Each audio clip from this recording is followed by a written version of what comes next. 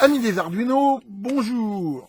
Suite à ma présentation du hardware de GP100, mon petit testeur de diode automatique, là, je sais que vous êtes nombreux à attendre maintenant la présentation et la divulgation du firmware. Et donc, comme promis, je vais vous montrer aujourd'hui, essayer de vous commenter un petit peu le principe de fonctionnement et le firmware donc de CP100.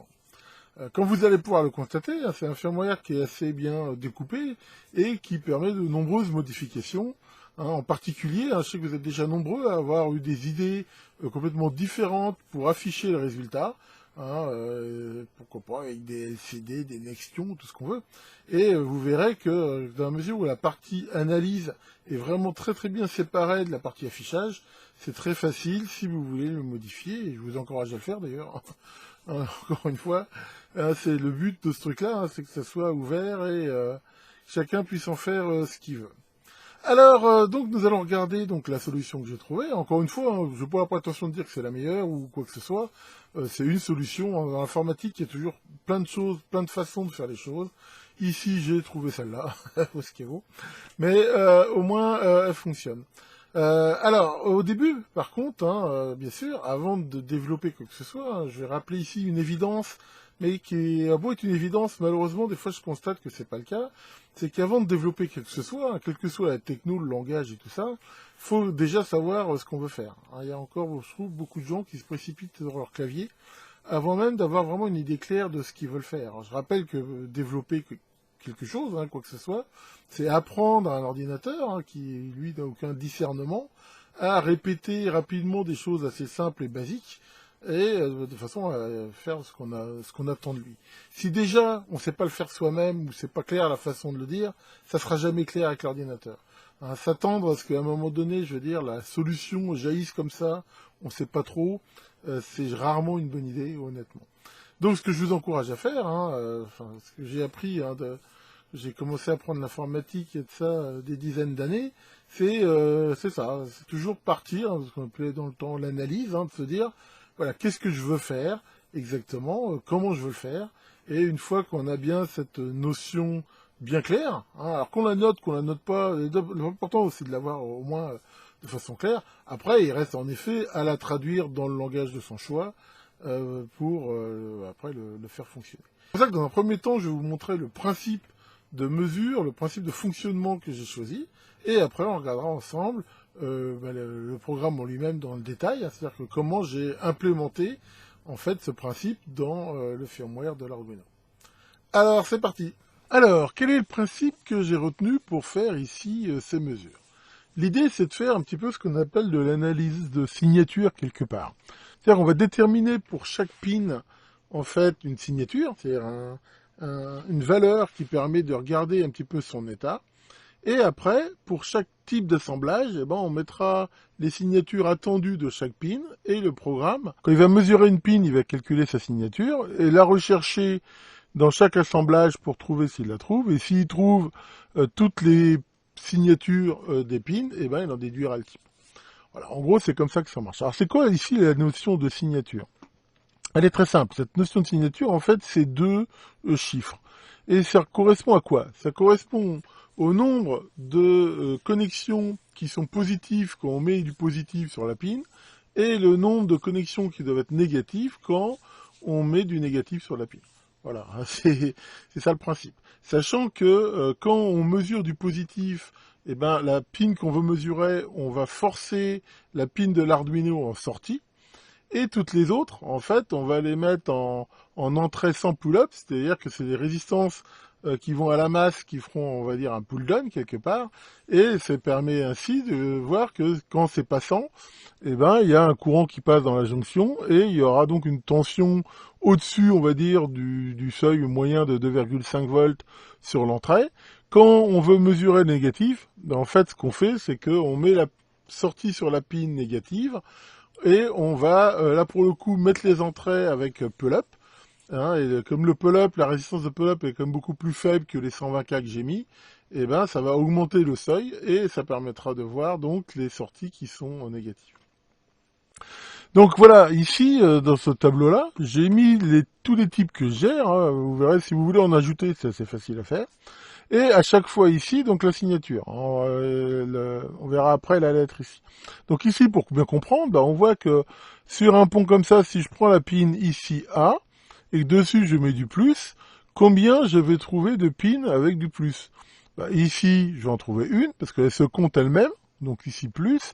B ici, le plus vers là ne passe pas, donc ici il n'y aura pas, il y aura moins, moins, moins en fait. Donc ici, il va dire, quand je mets du plus sur cette pin-là, je dois compter une seule pin sur les 4 à plus. Ensuite, quand je mets du moins ici, on voit que le courant passe dans toutes les diodes, donc en fait, toutes les autres sont à moins. Donc ici, il va dire, quand je mets du moins ici, je vais compter 4 pins à moins. Donc, sur un pont de diode comme ça, la signature de cette pin-là, c'est forcément 14. Et si on applique le même raisonnement sur toutes les pins, on a compris le principe, voilà, on trouve ici toutes les signatures. Donc un pont de diode, le point A ici, il doit avoir la signature forcément 14, B ou C, la même signature vu que c'est symétrique 22, et le point D ici 41. Ensuite, ce qu'on fait, c'est que dans ce tableau, on va rajouter ici la LED, le codage qu'on veut ici, c'est surtout pour l'indication. Alors ici, au niveau des LED, au niveau, c'est forcément des LED, mais je veux dire de la sortie, j'ai choisi le code suivant. C'est-à-dire, quand c'est une anode, je mets un A, quand c'est une cathode, je mets un C, quand c'est une jonction anode-cathode, je mets un J, quand je mets un truc inconnu, je mets un U. Et quand ça doit être éteint, en gros, je mets un point. Donc voici ici mon codage. Et après, moi, à chaque signature, ici, en même temps, je mets ici, on voit là, la lettre qui doit être correspondante à ça. Et je fais ça ici pour tous les assemblages. Donc on voit bien que le principe, si on prend par exemple la mesure même d'une simple diode, quand il va tomber là-dessus, il va prendre la pinoche A, il va calculer sa signature, il va trouver 21, et il va chercher partout, déjà, là partout où il trouve 21A. Donc lui, il prend dans l'ordre, donc ici il n'en trouve pas, ici il en trouve une, on voit qu'il le trouve dans ce modèle-là, dans ce modèle-là, dans ce modèle-là. Donc à la limite, ça pourrait être, pour l'instant, ces 3 modèles. Ensuite, il va prendre la deuxième pin ici, B. Il va calculer, donc ça va être 12. Sur C et D, vu que c'est pas connecté, ça va être 11. Si on regarde le seul modèle ici, qui contient à la fois 21, 12, 11 et 11, c'est ce modèle-là. Donc c'est comme ça qu'il va pouvoir le voir. Ah bien sûr, c'est pas forcément dans l'ordre. Maintenant, si c'est inversé, en fait, il va trouver quand même toujours la même combinaison, mais pas dans le même ordre.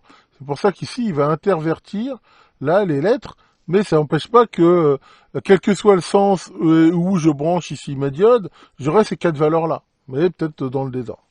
Donc c'est ici, l'ordre ici, il va le montrer que pour les pins 1, 2, 3, 4, en fait, ce qu'il trouve ici. On voit ici ce que va rendre l'analyseur, dans le cas ici où j'ai bien branché ABCD sur les broches 1, 2, 3, 4. Donc là, on voit les résultats. Mais il est évident qu'ici, on comprend bien que si je mets la diode à l'envers, ici, j'aurai 5 CA. Voilà, c'est ça le principe. Alors, on pourrait bien sûr mettre d'autres assemblages. Donc si on prend ici un codage hexadécimal sur le premier caractère, on voit que pour l'instant j'utilise 9 codes, vu que j'utilise 0 à 7 plus le E. On pourrait encore rajouter 6 assemblages, et vous verrez dans le code, c'est très très facile ici d'en rajouter si on veut. Moi ici ça correspondait à mes besoins. Donc voilà, ça c'est le principe retenu. Pour faire ça, donc de ça, ça montre aussi un petit peu l'algorithme. Donc ce qu'il faut maintenant, bien sûr, c'est essayer de la façon la plus facile et simple possible de traduire ce principe de mesure dans l'algorithme. Alors pour ça, on va regarder ici le code. Donc voici le firmware ici de CP100. Il y a des choses sur lesquelles je vais moins insister parce que j'en ai déjà parlé dans ma vidéo ici sur le plateau tournant. Ici, donc ça reste bien sûr de l'open source. Donc voilà, avec la licence qui va bien. Donc ici on retrouve différentes constantes. Donc ça c'est le message qui est envoyé par exemple au démarrage sur le port série. Ici on va retrouver l'affectation donc de toutes les pins. Vous pouvez bien sûr les changer à votre convenance. La seule chose à respecter bien sûr, c'est que ces pins doivent être acceptés d'être du digital, digital read, digital write, ainsi de suite. Et aussi pouvoir gérer pour ces pins-là des pull-up. Sinon, on peut les affecter ici comme on veut. Ici, on a le nombre total de configurations possibles. Ici, la vitesse du port série. Là, on va voir un délai qui est très important. J'y reviendrai tout à l'heure, ici. Là, combien on a de LED en tout, sachant que c'est des LED doubles. Et ici, on va voir le décalage qu'il y a dans le tableau pour les LED rouges ou vertes. Ici, on l'a vu, hein, les codes des différentes LED. Et derrière, hein, comme d'habitude, j'ai fait, on va voir dans une boucle, en fait, une période de tics, hein, qui font chacun 100 millisecondes. Et ici, on peut régler tous les combien de tics on veut envoyer le résultat sur le port série. Hein, donc 10 tics de 100 millisecondes, bah, c'est toutes les secondes. Et aussi, là, le ticker qui va permettre de faire clignoter les LED. Alors, pour pouvoir ici facilement, je veux dire, manipuler les entrées-sorties, eh ben, je les ai remis ici dans un tableau. Hein, ça va permettre dans des boucles et des choses comme ça, bah, de ne pas aller être obligé de faire sortie par sortie. Donc ici, j'ai deux tableaux. Un qui est les pins de test. Donc on voit c'est un tableau donc de 4 ici qui contient ici les valeurs. Et ici, un tableau ici qui contient les sorties des LED. Hein, sachant que là, il faut les mettre sous forme les 4 rouges d'abord et les 4 vertes après. Alors pour info, c'est vrai qu'ici on peut mettre 0 et laisser le compilateur sizer le tableau automatiquement. Mais là je l'ai pas fait, c'est pas une erreur. C'est justement où c'est important ici que ça fasse 4 et ici, on va dire, ces valeurs-là. L'avantage de faire ça, c'est que si jamais je me gourre ici, j'en mets trop, bah il me le dira. Alors que 0, ici, il le fera pas. Enfin voilà. Alors ici, bah, j'ai fait un petit peu un mix entre la programmation objet et la programmation, on va dire, normale. Donc là, on va voir tout à l'heure ici hein, que j'ai voilà une classe qui s'appelle dpack, qui va être la classe qui va permettre donc de gérer complètement ici tout le moteur justement de détection des pannes. Donc derrière, comme d'habitude, moi j'ai bien séparé la partie test des parties affichage. Donc ici, tout ce qui est test engine, on va voir. Voilà, hein, bah, en fait, il n'y a qu'une seule ici fonction. Hein, qui va permettre justement de tester les entrées. Donc on appelle ici cette fonction testDevice et c'est elle qui rend cette fameuse chaîne de caractères qui donc indique bah, le type détecté éventuellement et l'assignement des pins. Donc voilà ici pour cette fonction.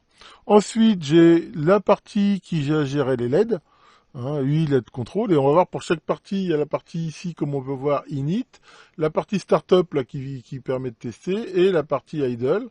Donc qui en permanence est appelé pour afficher ce qu'il va faire. Donc ça va être tout ce qui va être LED. Ici, on va y revenir, toute la partie ici qui gère l'afficheur de type. Et ici, donc toute la partie qui gère ici le port série. Avec pareil, un init, un serial et un idle. Donc on va y revenir. Donc comme tout ça c'est complètement séparé, hein, on voit que si on peut le modifier, et ben en fait ça va être quelque chose de très très facile. Donc voilà en gros comment ça démarre. Alors si on regarde un petit peu les variables globales qu'on a ici, hein, on va retrouver ici Jérésu, en fait c'est une string qui contient la dernière mesure faite. Hein, c'est là-dessus en fait que tous les systèmes d'affichage vont se baser. Hein, les LED, le type et le port série, ils affichent en fait en permanence la valeur de Jérésu. En fait c'est la dernière mesure qui a été faite. Dpack ici, on va regarder, c'est un tableau d'instances de l'objet de mesure. Donc en fait, il y a autant d'instances de cet objet qu'il y a de types possibles. Hein, on va y revenir. Et ici, voilà, on voit les deux trucs, hein, pareil, je vais pas revenir ici, qui permettent de gérer en fait les boucles et les tickers. Hein, c'est quelque chose de très très classique. Donc si on regarde le démarrage ici du programme, donc ici le setup, eh ben, il va faire quoi? Il va ici donc initialiser le système série, initialiser les LED, initialiser l'afficheur, et ici, il va en fait initialiser tous les objets qui sont donc les analyseurs des pins. Et on voit que pour chaque ici objet, c'est ici qu'il va mettre en gros les signatures. Donc voilà, hein, le 0, eh ben, il met ça. Hein, enfin, en fait, on va retrouver exactement les valeurs que je vous ai montrées ici dans mon tableau. C'est-à-dire la fonction ici, on donne pour chaque pin ABCD, en fait, les codes possibles. Donc ici, je rajoute ça. Si on voulait par exemple rajouter un nouveau type, ben, il suffirait de changer la constante du nombre de types et de rajouter ici un GPAC de 8 ici. Ensuite, il fait toute sa petite séance de startup. Donc là, l'idée, c'est qu'il le fait en 10 étapes. En fait, on voit ici qu'il compte 10 étapes de 0 à 9, et il appelle les fonctions de startup avec 200 millisecondes entre chaque. Donc ça, c'est ce qui va faire le test des LED, le test de l'afficheur. Donc voilà ici pour le setup. Ensuite, la boucle principale. Donc là, à chaque fois, ce qu'il fait, il appelle la fonction test qui va tester ici l'état des pins. Et ici, là, je vais pas revenir là-dessus, il va avoir ici dans cette boucle-là, donc quelque chose qui va être appelé à chaque tick, hein, c'est-à-dire en gros toutes les 100 millisecondes, et à chaque fois, il appelle le serial idle, c'est-à-dire en gros, il dit, bah, occupe-toi du port série, rafraîchis les LED, rafraîchis l'affichage ici du système. Donc en effet, hein, ici, si vous voulez changer le système d'affichage, mettre un Nextion, mettre d'autres types d'affichage, bah ici, vous pourrez le changer. Et voilà, c'est pas plus compliqué que ça à ce niveau-là. Alors maintenant, bien sûr, on va regarder un petit peu plus en détail. On va déjà regarder hein, le plus facile, à savoir justement tout ce qui va être les sorties. Voilà. Bon, alors les LED, bon, on voit que c'est très facile. Hein. À l'init, eh ben, il va scanner donc le tableau ici de toutes les sorties des LED et les configurer comme des sorties. Ensuite, le startup séquence, bah, on voit qu'est-ce qu'il fait. En fait, il scanne toutes les LED et il n'allume ici que celle ici qui est égale à la step. C'est pour ça qu'on voit ça fait cet effet de chenillard ici qui teste ici toutes les LED. Ensuite, au niveau de l'affichage, qu'est-ce qu'il fait ici? Alors là, il calcule ici une valeur ici qui est le LED ticker qui va permettre ici de gérer éventuellement le clignotant. Ensuite, eh ben là, il va scanner ici toutes les LED. Et en fait, chaque LED, hein, je rappelle les LED, il y en a 4, eh ben, il va regarder ici la lettre qu'il y a dans le résultat. Hein, alors plus 1 parce que le résultat, la première lettre, hein, c'est le type, et derrière c'est l'état. Et en fait, il voit que bah, si c'est un A, hein, le code anode, eh ben, il doit allumer en rouge. Donc il met la pin correspondante ici à 1, et il met ici la verte à 0. Donc ça alimente bien en rouge. Vert, eh ben, il fait le contraire. Ici, si j'ai une jonction, eh ben, on voit que il met ici la pin là en alternance. C'est-à-dire, il voit que si le ticker, le compteur est supérieur à la moitié de la période, eh ben, il met rouge, sinon il met vert. Je rappelle ici, hein, on va le retrouver à plusieurs endroits dans le programme, que contrairement à ce que certains débutants croient, digital write, on n'est pas obligé de mettre low ou white. En gros, ici, ça attend ce qu'on appelle un booléen.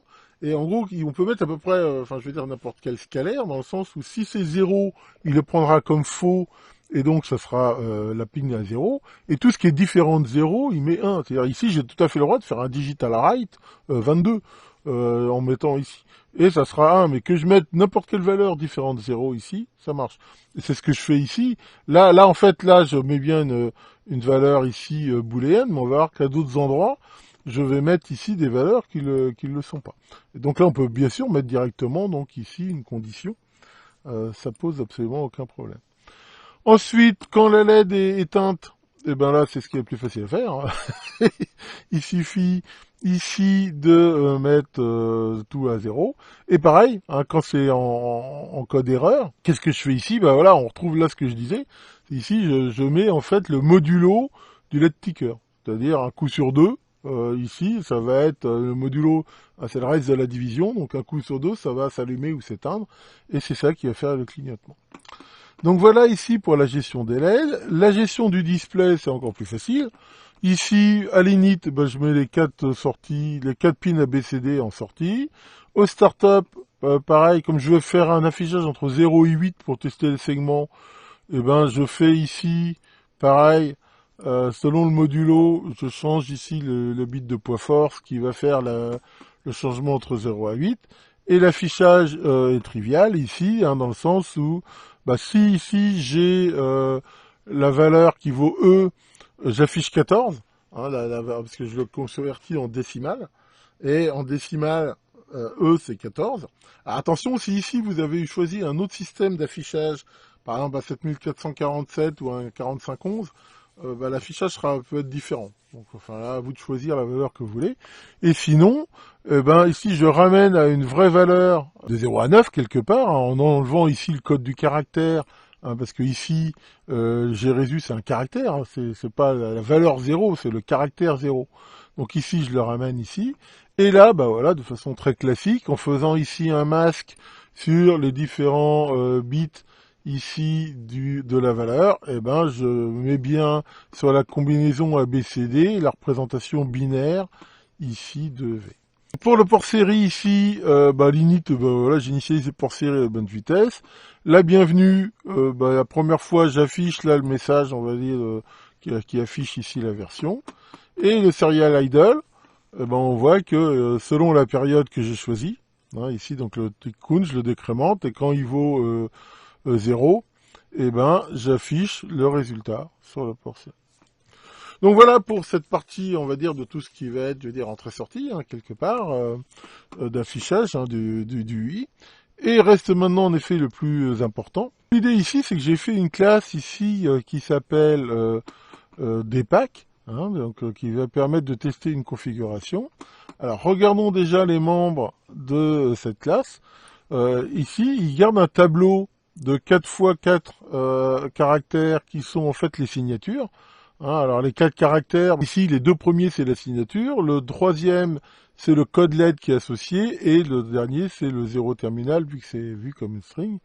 Alors ici là il y a aussi un tableau de bits qui permet d'améliorer en fait la détection. C'est-à-dire que quand dans une combinaison il a déjà trouvé une pin, en fait il a flag comme quoi il l'a déjà trouvé de façon à ce qu'il la retrouve pas. Ça rend le système plus discriminant. Donc ici, comme j'avais besoin de booléan, j'ai pris un caractère et j'utilise en fait les bits 1 à 4 ici de ce caractère.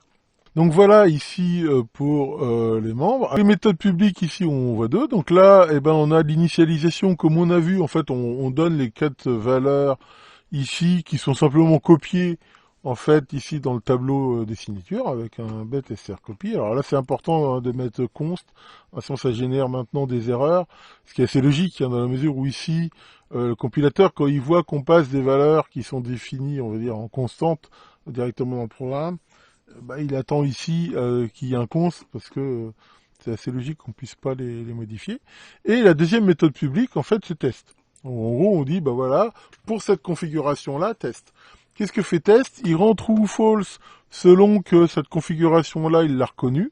Et dans tous les cas, ici, il va mettre le résultat à ce qu'il a trouvé. Donc pareil, on va regarder un peu plus après comment ici ça fonctionne en détail. Après, donc, on a un certain nombre de méthodes privées qui vont ici pouvoir faire le job. Donc celle qui est la plus importante, getPinStatus. GetPinStatus, ça fait quoi? En gros, lui, il va tester pour une pin. Donc ici, on met le numéro de pin de 0 à 3. Et là, qu'est-ce qu'il fait? Il fait exactement ce que j'ai dit dans l'algorithme. C'est-à-dire que là, il met un compteur, il dit combien j'ai trouvé de positifs, il sait pas. On va voir qu'ici, il met la sortie de la pin en question à plus. Et ici, il scanne toutes les pins et il compte toutes celles qui sont à plus. Voilà, il les met dans cette variable ici qui est NBP. Derrière, qu'est-ce qu'il fait? Il fait la même partie de l'algorithme, c'est-à-dire ici, il met le compteur de moins à 0. Ici, il met les sorties à 0 et il compte ici toutes les sorties à 0. Alors là, on peut voir un truc, quand il met 0 ici, on voit que c'est le code caractère, c'est le code ASCII. Pourquoi? Parce que à la fin, moi, ce que je veux, c'est l'avoir sous forme ASCII. Donc, j'ai pas besoin de l'avoir sous forme numérique. Ça m'évite de avoir à la reconvertir. Ici. Donc, c'est pas une erreur ici que ce soit des caractères. Et derrière, vu que justement ces caractères-là, il cherche la signature. C'est-à-dire que maintenant, il sait que la signature, s'il la trouve, elle sera le caractère NBP et NBM. Donc là, il cherche dans le tableau des signatures qui sont associées. Il dit, si j'ai pas déjà lu cette pin ici, c'est le fameux champ de bits, et que le nombre de positifs et le nombre de négatifs match, ici, ça veut dire que je l'ai déjà trouvé cette pin-là, donc ça veut dire qu'il a flag ici comme quoi il l'a lu, et il rend ici le code qui est associé. S'il n'a pas trouvé, il rend ici un U. Donc ça, c'est ce qui fait ici une pin. Là, le système qui permet de mettre la sortie de la pin à 0 à plus ou à moins, là c'est pareil, c'est très facile. Ce qu'il fait, c'est que il scanne toutes les pins. Si c'est celle que je veux à mettre au positif, il la met ici en mode sortie, il la met à 1. Et sinon, il met toutes les autres en input. Et ici, il fait pareil pour les moins. Sachant que pour les moins, ici, on voit, il les met en pull-up, comme je l'ai dit ici. Alors, qu'est-ce qui est très important? Ici, c'est ce délai-là. Au début, je l'avais pas mis et il y a des mesures qui marchaient pas bien. Et en mettant un oscilloscope, je me suis aperçu que justement, le fait ici de changer l'état des pins et de les lire tout de suite derrière, elles n'avaient pas le temps avec les capas parasites et tout de bien marcher. Donc là, ici, quand il change en fait, quand il met une pin à 1 ou à 0 et qu'il met les autres en lecture, et ben il attend ici ce petit délai, ce qui permet d'avoir des bonnes mesures. Donc voilà, en fait, il y a plus que ça. Et maintenant, bah, on voit que la procédure de test, qu'est-ce qu'elle fait? Et bah, par défaut, elle met le résultat au fait que elle n'a pas trouvé ici. Hein, les pins ne sont pas utilisés. Hein, et ici, par défaut, il le met en erreur, sachant que le code ici, de toute façon, c'est pas lui qui le met, on va le voir. Ici, il remet le champ de bits ici à 0. Et ben voilà, on voit qu'il scanne toutes les pins, et il appelle pin status. Et si jamais ça rend U, c'est que donc la pin, il l'a pas connue. Donc de toute façon, c'est même pas la peine qu'il teste les autres combinaisons, dans la mesure où il a trouvé une pin dont la signature correspond pas, et ben il rend tout de suite faux en disant bah de toute façon moi ça correspond pas à moi. Sinon, et ben il dit j'ai déjà trouvé cette pin là, et ben je continue. Et si à la fin il a fait les 4 sans passer là, et ben c'est qu'elle a bien été reconnue et ça rentre. Et voilà, c'est comme on voit, hein, c'est pas tant de code que ça pour le faire. Et à la fin, la méthode de test, et ben après, il suffit à chaque fois, hein, ici, de scanner toutes les instances ici des objets. Et en gros, si ça rend vrai, il met bien ici la première lettre ici du résultat à 0 plus le numéro de type. Donc c'est bien ça qu'il mettra 1, 2, 3, 4, 5 et ainsi de suite. Et il met ici le 0 terminal, il le rend. Et en fait, si il a tout scanné et il n'y a aucun type qui à un moment donné a dit que c'était bon, et ça veut dire qu'il l'a pas reconnu et il met EU. Sachant que comme il y a un type qui correspond à rien de connecté, et c'est ce qu'il fait ça. Et voilà. C'est pas plus compliqué que ça, hein. Comme on voit, c'est pas finalement autant de code que ça, hein. Voilà, il y a pas 35 000 lignes pour faire ça. D'ailleurs, on voit que ça utilise que 11% de l'espace, hein, de stockage et aussi peu de mémoire, ce qui laisse largement de la place si on veut mettre d'autres systèmes d'affichage, piloter un écran LCD ou un truc comme ça. Hein, on voit que c'est pas énorme. Voilà donc pour cette présentation. Alors c'est vrai qu'en la relisant, là, je me suis aperçu qu'il y avait deux, trois petites fautes. Il y a des endroits, j'aurais dû utiliser une constante, j'ai mis le truc direct. Mais enfin bon, honnêtement, ça n'empêche pas du tout ni la compréhension, ni le fonctionnement. Je suis pas non plus un hyper maniaque du code. C'est, à mon avis, pas très utile ici. Donc voilà, si vous avez fait des modifs, hein, des changements, des variations du code, d'autres affichages, n'hésitez pas à me les envoyer, hein, je les mettrai sur le site si vous voulez les partager. De même, hein, vous avez vu que là, ça envoie les données brutes ici sur le port du PC, mais si quelqu'un a envie de faire un petit soft qui affiche les choses de façon plus sympathique, là, voilà, il y a de quoi s'occuper. Ici, bon, moi, je m'arrête là parce que, honnêtement, tel qu'il est là, il correspond parfaitement à mes besoins, mais après, voilà, on peut toujours améliorer. Alors, il y en a qui se demandent où sont passés les CP manquants. Encore une fois, hein, je veux dire, la liste des CP à faire, elle est chronologique, mais par contre, la date de sortie ne l'est pas. Donc, j'ai dans les cartons encore d'autres testeurs, hein, en tout genre, avec ou sans microprocesseur. Donc, je vous montrerai ça ici en temps utile. Pour l'instant, je profite du beau temps. Il faut aussi que je fasse un peu de rangement, hein, parce que sinon, ce pauvre JP là qui vient venir bientôt me visiter, il pourra même pas rentrer dans le lab. Tiens, Maurice. Alors, ça va, Maurice? Ouais, qu'est-ce que tu fais de beau? Tu profites qu'il fait beau pour regarder les étoiles. Ah, c'est cool. Et alors, t'as vu quoi? Une étoile filante? Ah, super. T'as fait quoi? Un vœu? Ah, c'est génial. Et alors, ça fait quoi comme vœu? Que tout le monde soit heureux sur Terre et que les hommes arrêtent de se foutre sur la gueule? Ah, c'est sympa, et qu'est-ce qui s'est passé? L'étoile filante a fait demi-tour et s'est barrée. Oula, on est mal. Voilà, allez, que le grand C++ veille sur vos lignes de code, et à très bientôt pour de nouvelles vidéos.